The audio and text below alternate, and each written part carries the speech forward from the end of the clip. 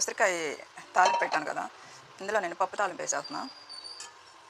ఇందులో ఉసిరికాయ కాగిన ఆయిల్ అనమాట. నేను పునుగులు వేసానని ఇంక ఇందులో పోసేసాను ఆరిపోయాక. ఇప్పుడైతే ఆ తాలింపు పెట్టేస్తున్నా. అయితే నేను కొంచెం ముద్దపప్పు తీసాను పొంగల్లోకి. ఇందులో టమాటా వేసి కొంచెం క్రష్ చేస్తాను అనమాట, తాలింపు పెట్టేస్తాను. ఇందులో కొంచెం పలుసగానే చేస్తాను పప్పు ఈరోజు, ఎప్పుడు నేను గట్టిగా చేస్తాను. ఆవాలు, ఆల్రెడీ ఎండుమిరపకాయలు వేసాను, కొంచెం జీలకర్ర, కొంచెం ఇంగువ, చిన్నదిపాయ,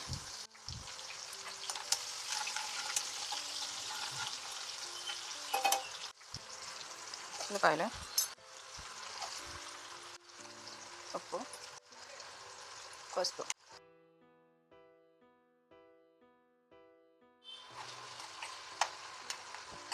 యాగాలి కొంచెం.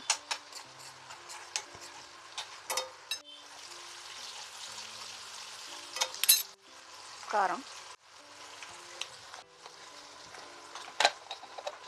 టమాటాలు వేస్తే కారం కంపల్సరీగా వేయాలి. అందులో పులుపు, ఇది పప్పు అన్నమాట.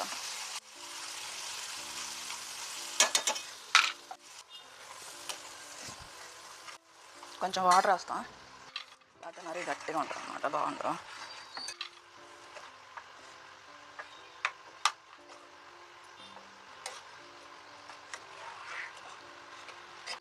టమాటా అన్నమాట బాగా నలగలేదు.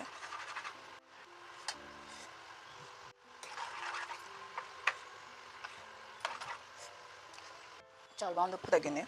కొంచెం ఉప్పు వేద్దాం, కొంచెం నెయ్యి కూడా వేద్దాం.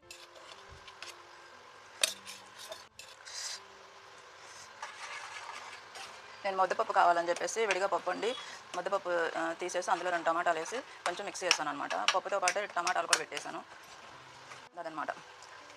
రైస్ మొత్తం ఒకసారి వండేసాను. కొంచెం అన్నం పులిహోరకి తీసాను, కొంచెం అన్నం పొంగల్కి తీసాను, ఇంకా కొంచెం అన్నం ఉందన్నమాట అత్తయ్య గారికి.